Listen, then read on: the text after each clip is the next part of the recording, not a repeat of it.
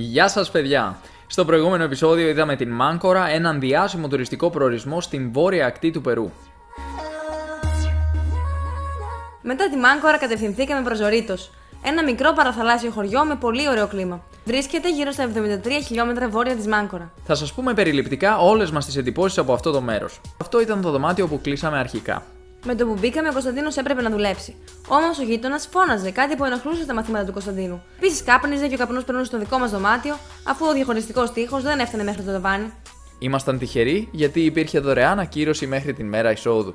Έτσι, μετά τις 3 ώρες ιδιαιτέρων, μαζέψαμε τα μπογολάκια μας και την κάναμε για άλλη διαμονή, η οποία βρισκόταν κοντά στο Ζωρίτος, ανάμεσα στο χωριό Μποκαπάν και Ακαπούλκο. Ήρθαμε λοιπόν στη μέση του πουθενά και αυτή είναι η διαμονή που επιλέξαμε. Λίγο ακριβότερη, αλλά το μέρος έμοιαζε με παράδεισο. Το ξενοδοχείο ήταν ακριβώς πάνω στη θάλασσα, η οποία ήταν όλη για εμάς. Είχε πισίνα και φαινόταν σούπερ.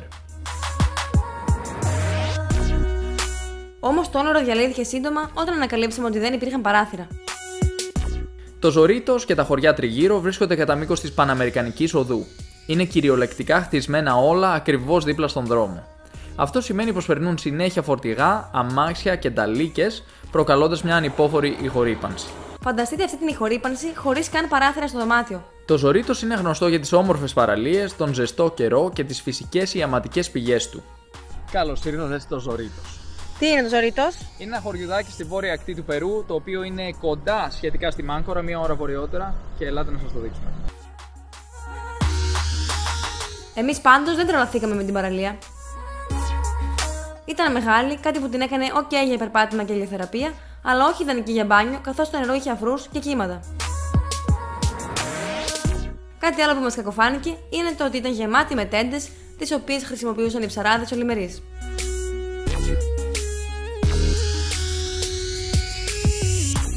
Έχει κάποια όμορφα μέρη, όπως αυτή η πλατιούλα και αυτή η γέφυρα, η οποία πάνω της έχει και το όνομα της πόλης Ζωρίτος, που σημαίνει αλεπούδες.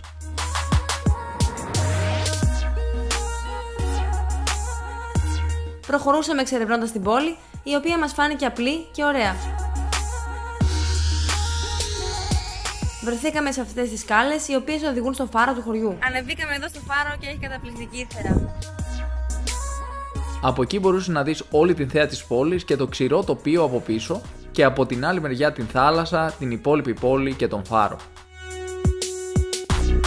Θα κλείσουμε αυτό το βίντεο λέγοντας πως υπάρχει αρκετή φτώχεια στην περιοχή, μιας που είδαμε ανθρώπους να ψάχνουν στα σκουπίδια. Πολλοί ντόπιοι δουλεύουν ως οδηγοί μοτοταξί και πολλοί άλλοι ως ψαράδες.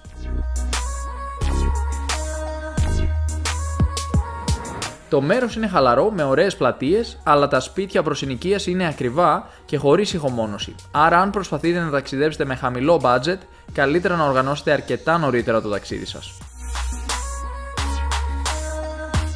Αν σας άρεσε αυτό το βίντεο, πατήστε το κουμπί του like και μείνετε συντονισμένοι για τα επόμενα βίντεο.